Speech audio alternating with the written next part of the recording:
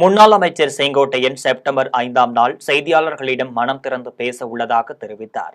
இந்நிலையில் நேற்று கோபிச்செட்டிப்பாளையத்தில் உள்ள அதிமுக அலுவலகத்தில் கட்சி நிர்வாகிகளுடன் ஆலோசனை மேற்கொண்டார். அந்த ஆலோசனை கூட்டத்தில் பவானிசாகர் சட்டமன்ற உறுப்பினர் பன்னாரி, பேரூராட்சி செயலாளர்கள் கலந்து கொண்டனர்.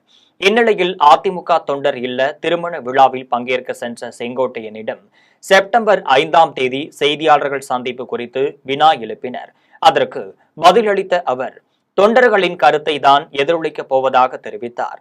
முன்னாள் அமைச்சர் இதனிடையே செப்டம்பர் 5ஆம் நாள் கோபிச்செட்டிப்பாளையத்தில் செங்கோட்டையன் நடத்தும் கூட்டத்தில் பங்கேற்கப் போவதாக அவரது ஆதரவாளரும் முன்னாள் நாடாளுமன்ற உறுப்பினருமான சத்தியபாமா தெரிவித்துள்ளார்.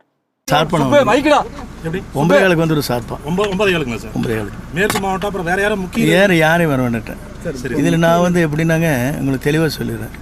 என்னுடைய கருத்துக்களை தொண்டர்கள் கருத்து பிரதிபலிக்க போகிறோம், அவ்வளோதான், வேற ஒன்றும் இல்லை. எப்படி சார் தொண்டர் இல்லை, என்னுடைய கருத்து பிரதிபலிக்க போகிறேனே தவிர அதுக்காக இவங்க வரும் அவங்க வரும் இல்லை. நாங்கள் பேசிக்கலாம். இன்னைக்கு வேற யாராவது சந்திக்கிறீங்களா சார்? இன்னைக்கு யாரும் இந்த கல்யாணத்துக்கு போயிட்டு இருக்கேன் பாருங்க. சரி சார். இபிஎஸ் தரப்புல எனக்கு இல்லை 32 கல்யாணம் இருக்கு. சரி சார். அந்த பணிகளை நாங்கள் ஆற்ற போகிறோம், அவ்வளோ சார். இந்த 5ஆம் தேதி சந்திக்கிறேன்னு சொல்லியிருக்கீங்க, அவ்வளோ சந்தி இபிஎஸ் சார் தரப்புல இல்லை 5ஆம் தேதி சந்திக்கிறேன், அப்புறம் அதுக்கப்புறம் சொல்கிறேன். சார் கட்சி ஆஃபீஸில் தான் கண்டிப்பாக சார், மண்டபத்தில் சார்? அந்த மாதிரி கட்சி ஆஃபீஸில் தான். கட்சி ஆஃபீஸில் தாங்க. ஆமாம். மூத்த நிர்வாகி சார் ஒரு 10,000 பேர் தான் திரட்டுறதா சொல்லியிருக்காங்களா சார்? அந்த மாதிரி எப்படி இல்லை, நான் பேசுகிறேன்னு மட்டும்தான் சொல்லியிருக்கிறேன் தவிர எவ்வளோ பேர் வருவாங்கங்கிறது எனக்கு தெரியாது.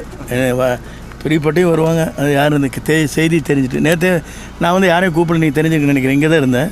யாரையும் வான்னு கூட சொல்ல, இல்லை வந்தாங்க, ஒரு 1000-500 பேர் வந்தாங்க. அது அவங்களா பாண்டினிஸாக வருது. நாம் ஒன்றும் ஒருத்தரையும் கூப்பிட்டு அழைச்சிக்கலைங்க.